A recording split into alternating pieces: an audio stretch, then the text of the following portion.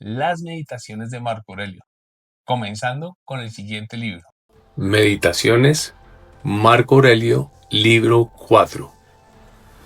El dueño interior, cuando está de acuerdo con la naturaleza, adopta, respecto a los acontecimientos, una actitud tal que siempre y con facilidad puede adaptarse a las posibilidades que se le dan.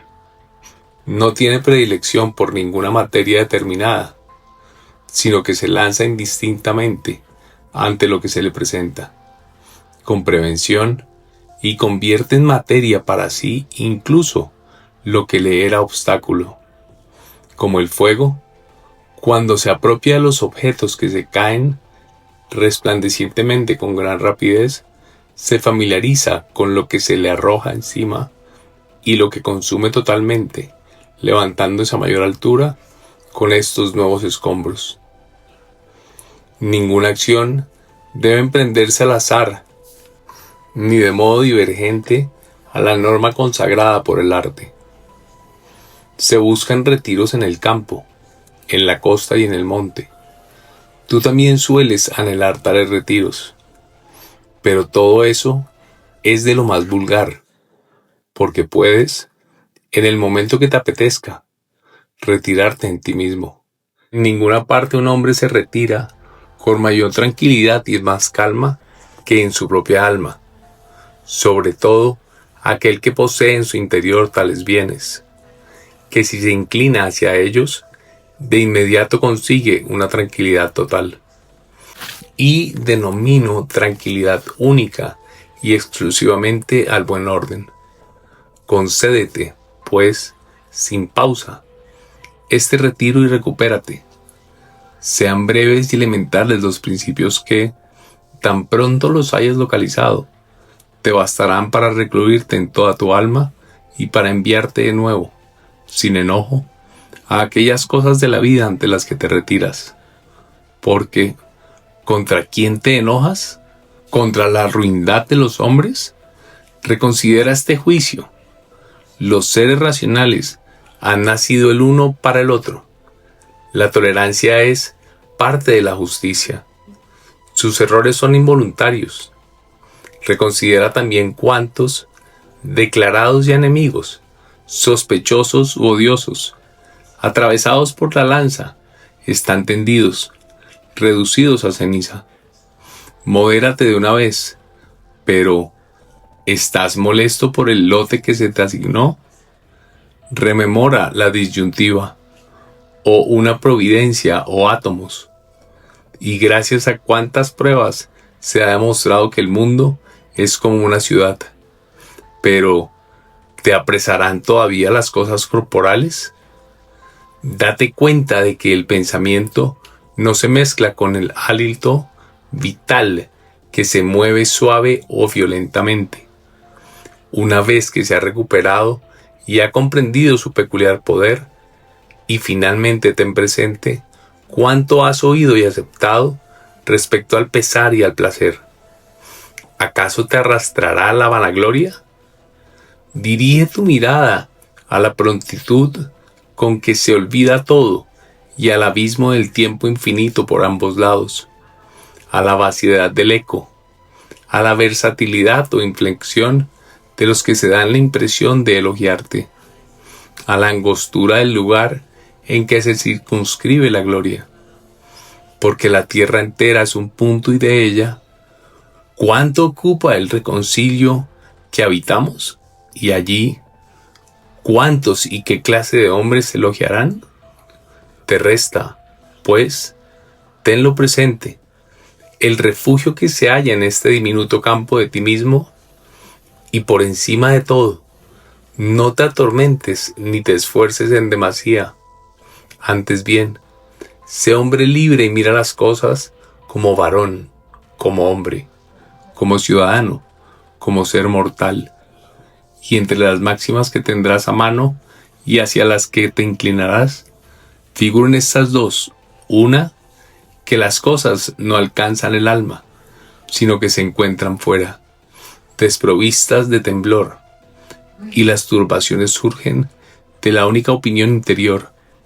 Y la segunda, que todas estas cosas que estés viendo pronto se transformarán y ya no existirán. Piensa también constantemente de cuántas transformaciones has sido ya por casualidad testigo. El mundo, alteración. La vida, opinión.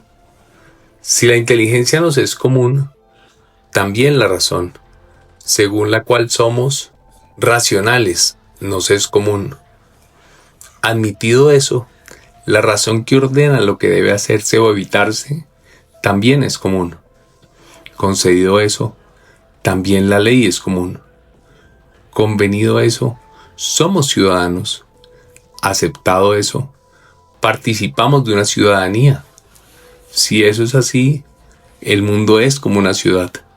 Pues, ¿de qué otra común ciudadanía se podrá afirmar que participa todo el género humano? De allí, de esta común ciudad, proceden tanto la inteligencia misma como la razón y la ley. ¿O de dónde? Porque al igual que la parte de tierra que hay en mí ha sido desgajada de cierta tierra, la parte húmeda de otro elemento, la parte que infunde vida de cierta fuente, y la parte cálida e ígnea de una fuente particular. Pues nada viene de la nada, como tampoco nada desemboca en lo que no es. Del mismo modo, también la inteligencia procede de alguna parte. La muerte, como el nacimiento, es un misterio de la naturaleza, combinación de ciertos elementos y disolución en ellos mismos. Y en suma, nada se da en ella por lo que uno podría sentir vergüenza, pues no es la muerte contraria a la condición de un ser inteligente, ni tampoco a la lógica de una constitución. Es natural que estas cosas se produzcan necesariamente así a partir de tales hombres, y el que así no lo acepta, pretende que la higuera no produzca su zumo. En suma, recuerda que dentro de brevísimo tiempo, tú y ese habréis muerto, y poco después, ni siquiera vuestro nombre perdurará. Destruye la sospecha, y queda destruido lo de se me ha dañado. Destruye la queja de se me ha dañado, y destruido queda el daño. Lo que no deteriora al hombre, tampoco deteriora su vida, y no le daña ni externa ni internamente. La naturaleza de lo sutil está obligada a producir eso. Que todo lo que acontece, justamente acontece. Lo constatarás si prestas la debida atención. No digo solo que acontece consecuentemente, sino también según lo justo e incluso como si alguien asignara la parte correspondiente según el mérito. Sigue, pues, observando como al principio, y lo que hagas, hazlo con el deseo de ser un hombre cabal, de acuerdo con el concepto estricto del hombre cabal. Conserva esta norma en toda acusación. No consideres las cosas tal como las juzga el hombre insolente o como quieres que las juzgues. Antes bien, examínalas tal como son en realidad. Hay que tener siempre a punto estas dos disposiciones. Una, la de ejecutar exclusivamente aquello que la razón de tu potestad real y legislativa te sugiere para favorecer a los hombres. Otra, la de cambiar la actitud. Caso de que alguien se presente a corregirte y disuadirte de alguna de tus opiniones. Sin embargo, preciso es que esta nueva orientación tenga siempre su origen en cierta convicción de justicia o de interés a la comunidad, y los motivos inductores deben tener exclusivamente tales características, no lo que parezca agradable o popular. ¿Tienes razón? Tengo. ¿Por qué, pues, no la utilizas? Pues si esto ya lo demuestra por sí solo, ¿qué más quieres?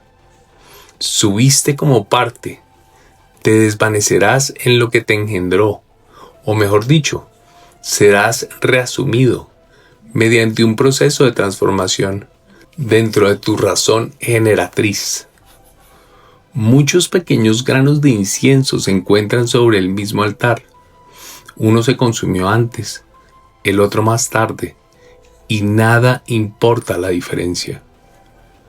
Dentro de 10 días les parecerás un dios, a quienes das la impresión ahora de ser una bestia y un mono, si vuelves de nuevo a los principios y a la veneración de la razón. No actúes en la idea de que vas a vivir 10.000 años. La necesidad inaludible puede sobre ti. Mientras vives, mientras es posible, sé virtuoso. ¿Cuánto tiempo libre gana el que no mira qué dijo, hizo o pensó el vecino, sino exclusivamente qué hace él mismo, a fin de que su acción sea justa, santa o eternamente buena? No dirijas la mirada a negros caracteres, sino corre directo hacia la línea de meta, sin desviarte.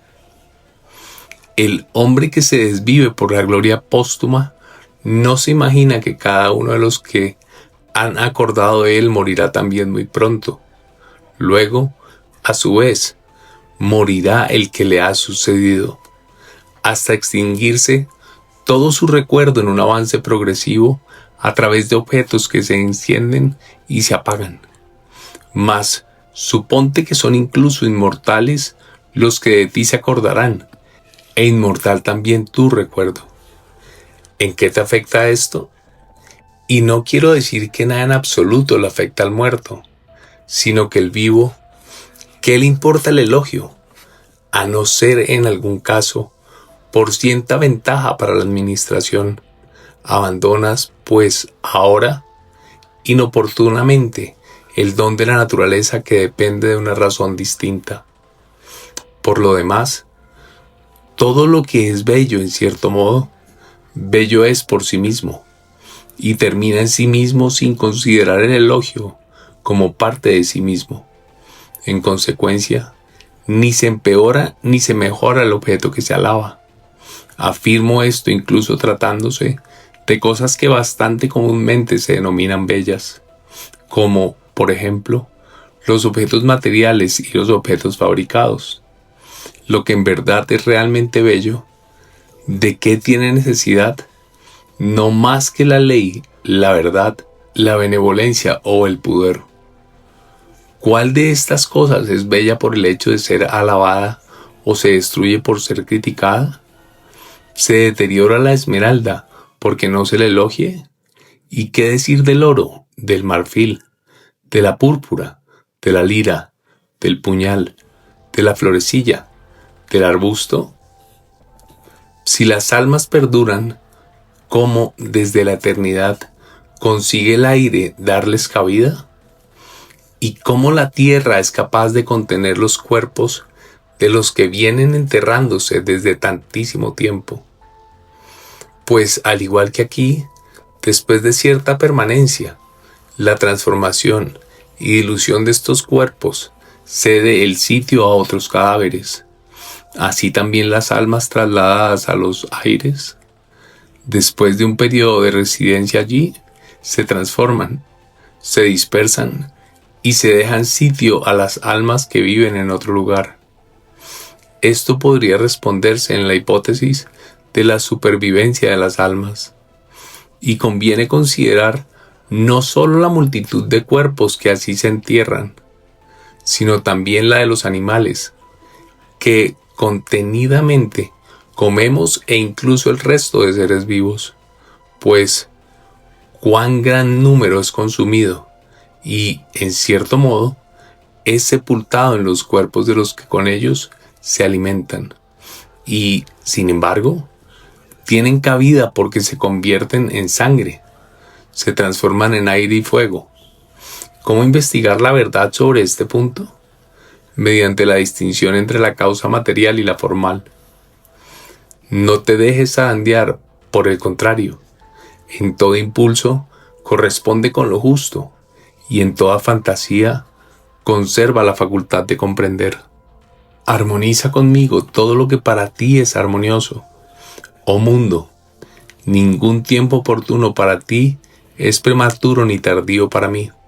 Es fruto para mí todo lo que produce en tus estaciones, oh naturaleza. De ti procede todo, en ti reside todo, todo vuelve a ti. Aquel dice, querida ciudad de Cécrope, ¿y tú qué dirás? Ah, querida ciudad de Zeus.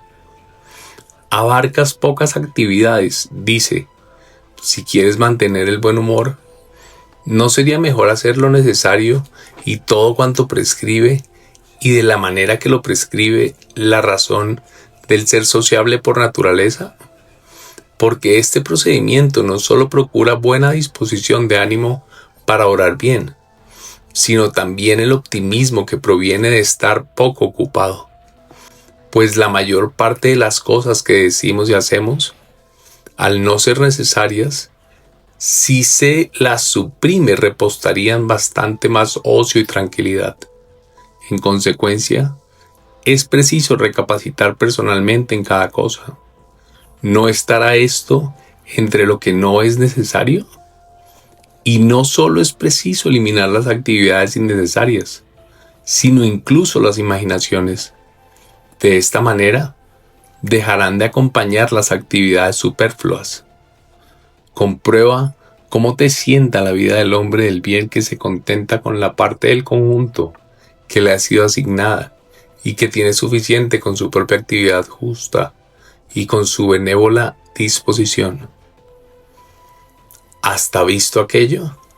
Ve también eso. No te aturdas. Muéstrate sencillo. ¿Y erra alguien? Y erra consigo mismo. ¿Te ha acontecido algo? Está bien. Todo lo que te sucede estaba determinado por el conjunto desde el principio y estaba tramado. En suma, breve es la vida. Debemos aprovechar el presente con un juicio y justicia. Sé sobrio en relajarte. O un mundo ordenado, o una mezcla confusa muy revuelta, pero sin orden. Es posible que exista en ti cierto orden y, en cambio, en el todo desorden, precisamente cuando todo está tan combinado, ensamblado y solidario. Carácter sombrío, carácter mujeril, carácter terco, feroz, brutal, pueril, indolente, falso, bufón, traficante, tiránico. Si extraño al mundo es quien no conoce lo que en él hay. No menos extraño es también quien no conoce lo que en él acontece. Desterrado es el que huye de la razón social, ciego el que tiene cerrados los ojos de la inteligencia, mendigo el que tiene necesidad de otro y no tiene junto a sí todo lo que es necesario para vivir. Absceso del mundo el que renuncia se aparta de la razón de la común naturaleza por el hecho de que está contrariado con lo que le acontece, pues produce eso aquella naturaleza que también a ti te produjo. Es un fragmento de la ciudad el que separa su alma particular de la de los seres racionales, pues una sola es el alma. El uno sin túnica vive como un filósofo, el otro sin libro, aquel otro semidesnudo. No tengo pan, dice, pero perseveró en la razón, y yo tengo los recursos que proporcionan los estudios y no perseveró. Ama, admite el pequeño oficio que aprendiste y pasa el resto de tu vida como persona que has confiado, con toda tu alma, todas tus cosas a los dioses, sin convertirte en tirano ni en esclavo de ningún hombre. Piensa, por ejemplo, en los tiempos de Vespasiano. Verás siempre las mismas cosas. Personas que se casan, crían hijos, enferman, mueren, hacen la guerra, celebran fiestas, comercian, cultivan la tierra, adulan, son orgullosos, recelan, conspiran, Desean que algunos mueran, murmuran contra la situación presente, aman, atesoran, ambicionan los consulados, los poderes reales. Pues bien, la vida de aquellos ya no existe en ninguna parte. Pasa de nuevo ahora de los tiempos de Trajano. Nos encontraremos con idéntica situación. También aquel vivir ha fenecido. De igual modo contempla también y dirige la mirada al resto de documentos de los tiempos y de todas las naciones. ¿Cuántos, tras denodados esfuerzos, cayeron poco después y se desintegraron en sus elementos? Y especialmente debes reflexionar sobre aquellas personas que tú mismo viste esforzarse en vano y olvidan hacerlo acorde con su particular constitución. Perseverar sin descanso en esto y contentarse con esto.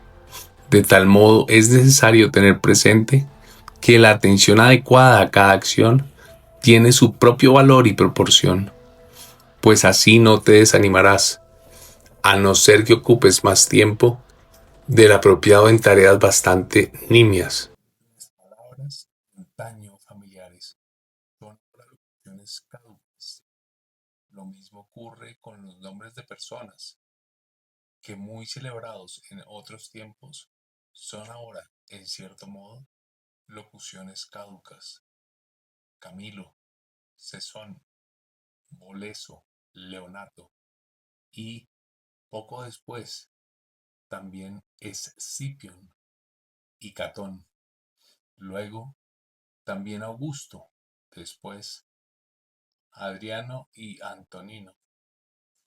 Todo se extingue y poco después se convierte en legendario, y bien pronto ha caído en un olvido total, y me refiero a los que, en cierto modo, alcanzaron sorprendente relieve, porque los demás, desde que expiraron, son desconocidos, no mentados, pero ¿qué es, en suma, el recuerdo sempiterno? Vaciedad total. ¿Qué es, entonces, lo que debe impulsar nuestro afán? Tan solo eso, un pensamiento justo, unas actividades consagradas al bien común, un lenguaje incapaz de engañar, una disposición para abrazar todo lo que acontece como necesario, como familiar, como fluyente del mismo principio y de la misma fuente. Confíate gustosamente a Cloto y déjala tejer la trama con los sucesos que quiera. Todo es efímero, el recuerdo y el objeto recordado. Contempla de continuo que todo nace por transformación y habitúate a pensar que nada ama tanto la naturaleza del conjunto como cambiar las cosas existentes y crear nuevos seres semejantes. Todo ser, en cierto modo, es semilla del que de él surgirá, pero tú solo te imaginas las semillas que se echan en tierra o en una matriz, y eso es ignorancia excesiva. Estarás muerto enseguida, y aún no eres ni sencillo, ni imperdurable, ni andas sin recelo de que puedan dañarte desde el exterior, ni tampoco eres benévolo para con todos, ni cifras la sensatez en la práctica exclusiva de la justicia.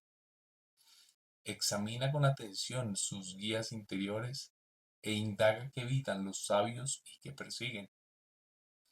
No consiste tu mal en un guía interior, ajeno ni tampoco en una variación y alteración de lo que te circunda. ¿En qué, pues? En aquello en ti que opina sobre los males. Por tanto, que no opine esa parte y todo va bien. Y aun en el caso de que su más cercano vecino, el cuerpo, sea cortado, quemado, alcanzado por el pus podrido, permanezca con todo tranquila la pequeña parte que sobre eso opina. Es decir, no juzgue ni malo ni bueno lo que igualmente puede acontecer a un hombre malo y a uno bueno, porque lo que acontece tanto al que vive conforme a la naturaleza como al que vive contra ella, eso ni es conforme a la naturaleza, ni contrario a ella.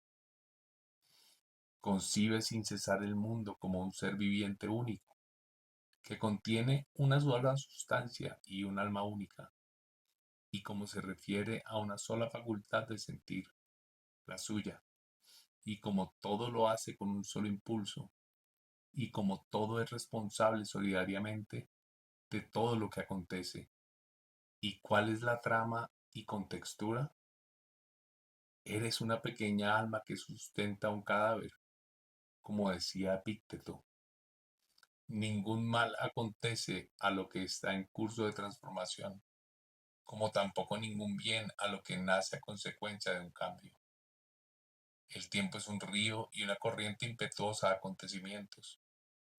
Apenas se deja ver cada cosa, es arrastrada.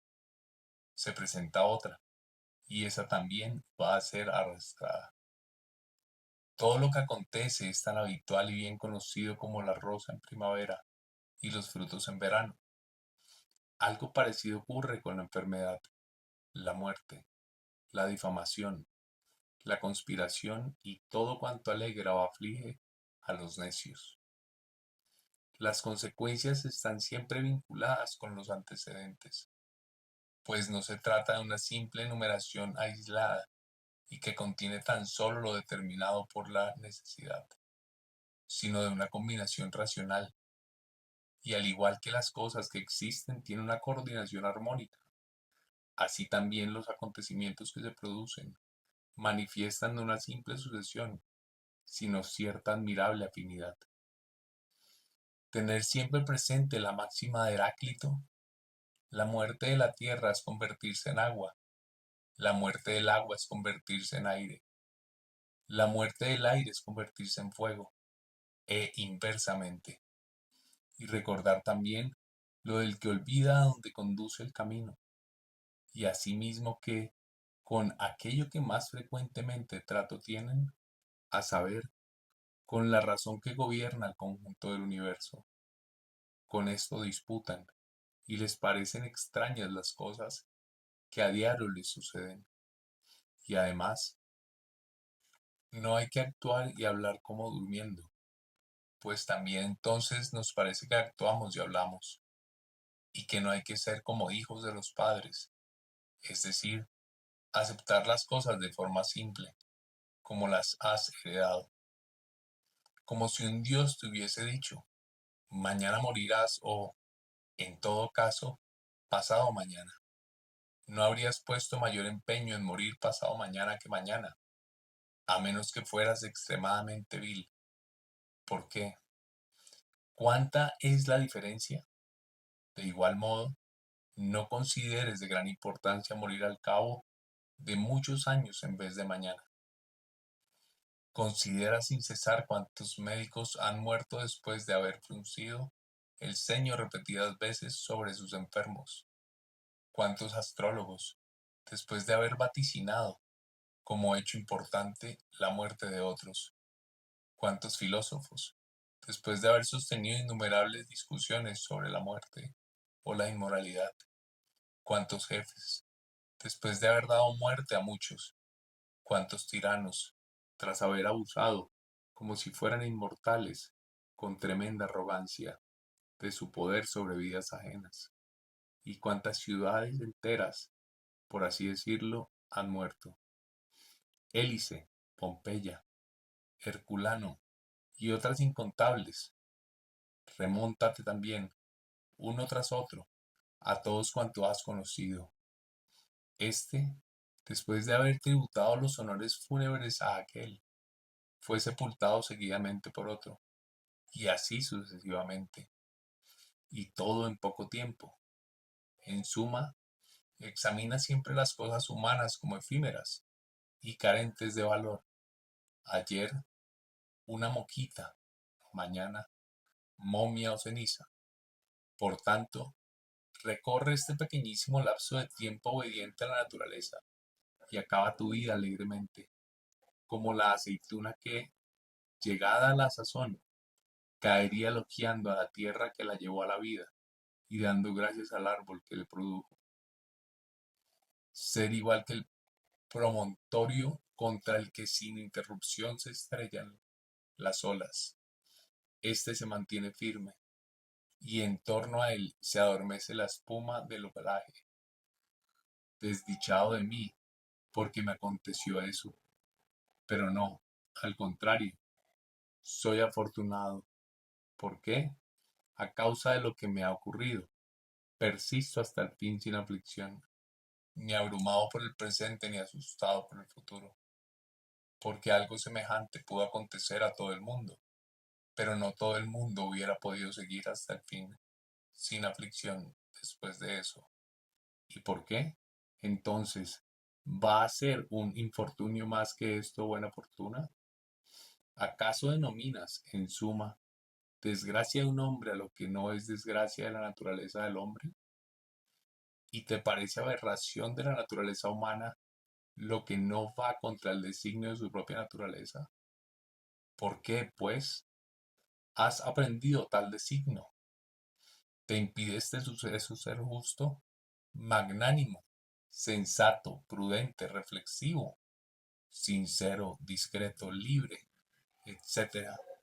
Conjunto de virtudes con las cuales la naturaleza humana contiene lo que le es peculiar. Acuérdate, a partir de ahora, en todo suceso que te induzca a la aflicción, de utilizar este principio. No es eso un infortunio, sino una dicha soportarlo con dignidad. Remedio sencillo, pero con todo eficaz, para menospreciar la muerte es recordar a los que han apegado con tenacidad a la vida. ¿Qué más tienen que los que han muerto prematuramente? En cualquier caso yacen en alguna parte. Cadiciano, Fabio, Juliano, Lépido y otros como ellos, que a muchos llevaron a la tumba, para ser también ellos llevados después. En suma, pequeño es el intervalo de tiempo, y ese, a través de cuántas fatigas, en compañía de qué tipo de hombres y en qué cuerpo se agota. Luego no lo tengas por negocio. Mira detrás de ti el abismo de la eternidad y delante de ti otro infinito. A la vista de eso, ¿en qué se diferencia el niño que ha vivido 3 días y el que ha vivido 3 veces más que Gereneo? Corre siempre por el camino más corto, y el más corto es el que discurre de acuerdo con la naturaleza. En consecuencia, habla y obra en todo de la manera más sana, pues tal propósito libera de las aflicciones, de la disciplina militar, de toda preocupación administrativa y afección.